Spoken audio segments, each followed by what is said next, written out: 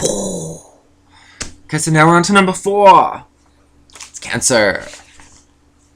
So, this is the first of the water signs of the zodiac, under the rulership of the temperamental moon, synonymous with the female in totality and infinity. This is the most interesting of all of the zodiac signs as far as the female is concerned. So within its orbit lies the influences of the moods that have ever been known to a woman, from the traits of primitive Eve in the Garden of Eden, to the habits of the most adventurous Jezebel on the day to sophisticated demeanor or women of today. Cancerians of both sexes prosper in emotion, but it is generally a shallow nature. The influence of this moon creates propensity to imagery, and Cancerians are apt to see life in a series of pictures in a looking glass. They are detached from reality, and when they have to face it, it resorts to tears. To the Cancerian, woman crying is her refuge, her feminine prerogative, and the one of the easiest means of getting her own way.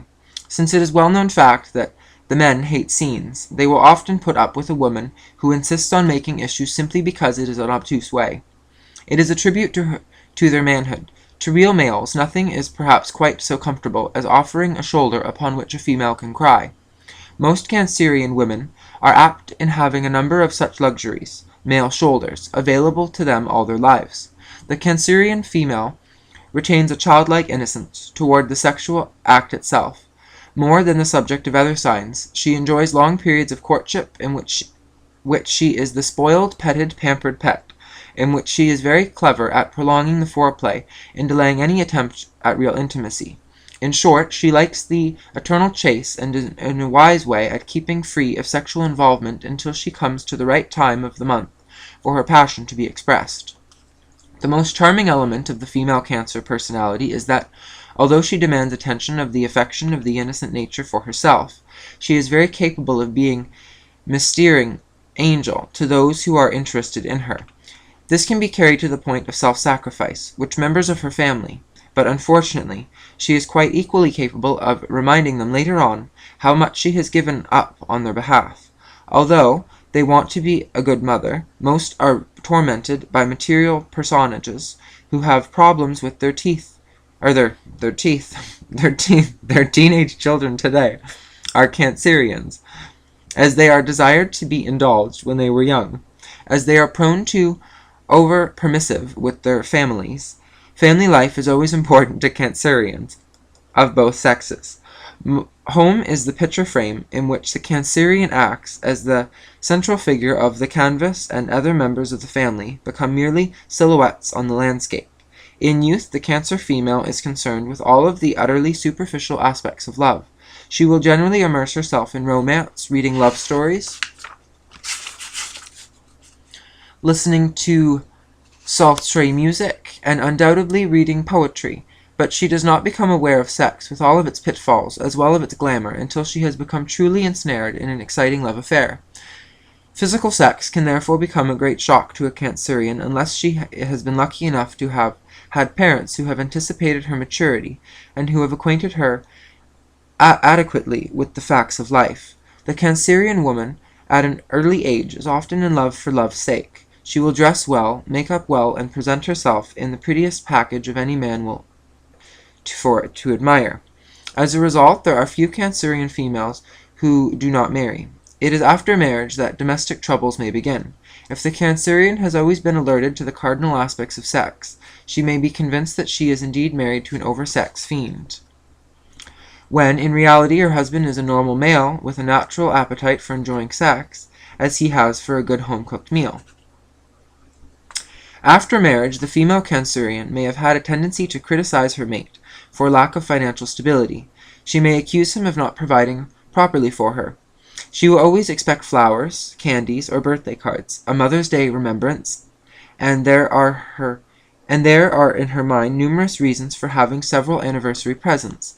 Lack of these small attentions, which any normal male is apt to forget or overlook, is proceeded through the professional life, can convince her that no mate no longer loves her or doesn't care to extend herself for her comfort.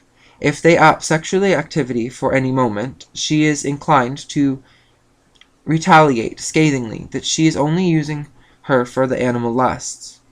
She will then flaunt off to another room, and sleep quite soundly, while her mate is tortured with thoughts that he is indeed the cad, and that she has made him out to be. When a marriage seems likely to failure, the natural maternal instincts of female Cancerians are such that she will cling to her marriage for the sake of the children, and the whole of her life, because it is woven into theirs. There is an obvious danger of this type of embracing affection, but the Cancerian female has a creative talent which they can use to form the base of their own home. They can use them well, and avert the danger of becoming fiercely possessive mother, who will fight for their children if anyone else would hurt them, but who is also capable of devouring them with the force of her very own strong will. Cancer women have the knack for outliving their husbands, but since they can rarely succeed happily outside of the framework of marriage, they take second husbands, often in case they not have been overly consented to the first marriages. The worst of mates is presumably better than being alone, without the possibility of receiving the obvious attention and consideration that comes with having a husband under ordinary circumstances. Cancer women almost always lack maturity. This naivety is their best weapon against the male, for this is the civilization. Although the male is no longer expected to go out and shoot an animal for the larder, he is expected to provide, and he likes to think of himself as the head of the household. In the Cancerian household, there is no real doubt of who truly wears the pants, and will probably be tailored in smart colors and topped with snazzy feminine blouse. I'm just checking because of the time. It takes very strong planets, well placed, without affliction, to temper the basic traits of the typical Cancer female. After middle ages, she still clings to the past. Most Cancerian women are found in the beauty shops, health resorts, and clinics of the world, for they are the most avid seekers of the elixir of youth, and they will always carry thoughts of how good-looking they were when they were young, and how many dozens of beauties contorted them. They firmly believe that there is no real reason for the state of affairs to end with middle age. Indeed, it does not for the Cancer women. She retains an attractive hold for men for a long time, and by the time middle age sets she may have been wise or foolish enough to have singled out members of her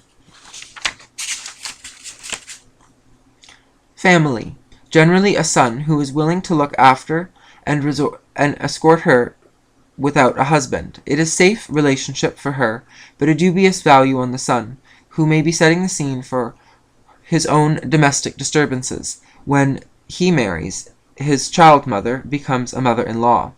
Cancerians are the moon children of the zodiac, and just as the moon passes through 4 phases each month, so does the Cancerian, who is liable to have 4 changes of mood during the same period of time. Therefore the Cancerian is erratic in sex. This can be bewildering to her lover. One moment she is a protective mistress. The next moment she is a stern matriarchal companion and reprimander, and so on. As the moon beguirgens to fulfill, the Cancerian female will be at her best sensitivity, tender, and expansive, expressing her own ideas of love. But as the moon changes and begins to wane, she may withdraw from displays of affection to the point of frigidity. These alternating currents of hot and cold are not the easiest thing to understand in the sex relationship if the lover is normal. Dun dun dun. Yeah, I hope you enjoyed my little ditty there. I hope it has imparted some information to you. You also have to remember that it's not just your sun sign that matters. You have to encompass your whole chart, the whole celestial wheel, where your Venus is, your Mars is, your Jupiter, Saturn, all that stuff, and your Lilith, like your dark side.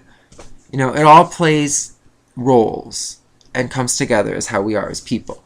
And I hope that this helped, because it points out not necessarily flaws, but it just shows you how you might be perceived by the world, and not just by the world, but how you really are.